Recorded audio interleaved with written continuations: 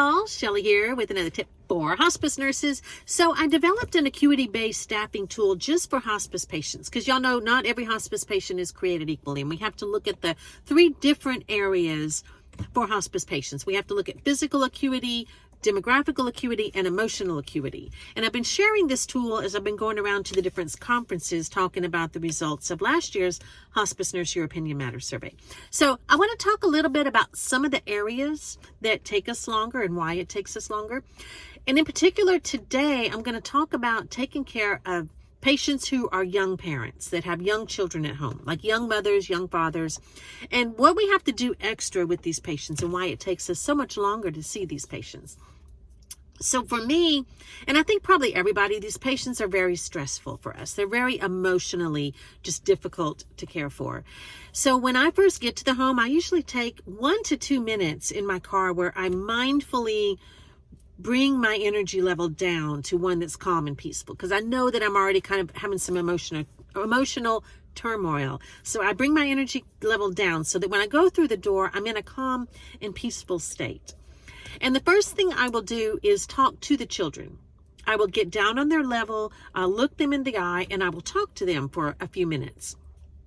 I will answer whatever questions they have about what I'm wearing. I generally don't wear a white lab coat or anything like that that might be scary. I go in with as little stuff as possible. But what I do have, I let them touch my stethoscope and do whatever it is they need to do to be comfortable with me. And then I will help them to understand what's going on. Because, you know, kids can't articulate their feelings like adults do.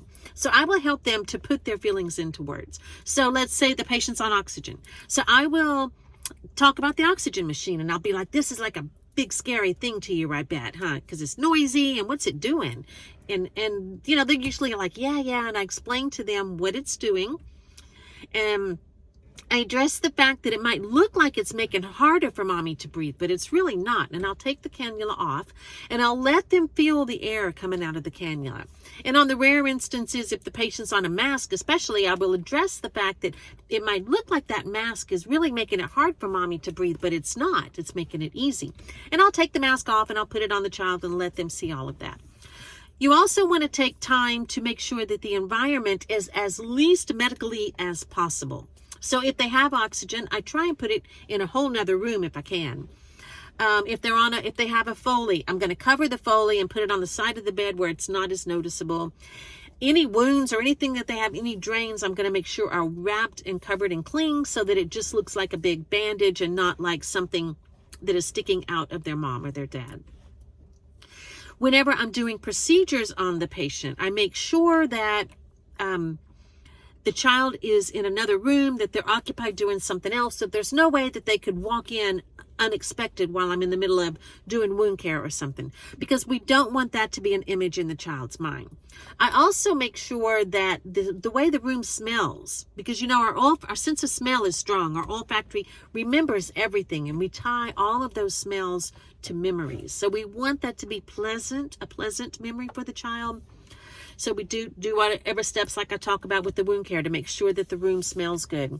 We want to make sure that the parent is always as clean as possible. Usually with these patients, we're going to do CNA visits 7 times a week, like every single day, so that the person is always clean, the sheets are always clean, the child can climb up in the bed with them whenever they want to. And we make the room look as least medical and as least scary as possible, because we have to remember that this is the last image that this child is going to have of their parent, and we have to do everything within our power to make this image as positive as we can.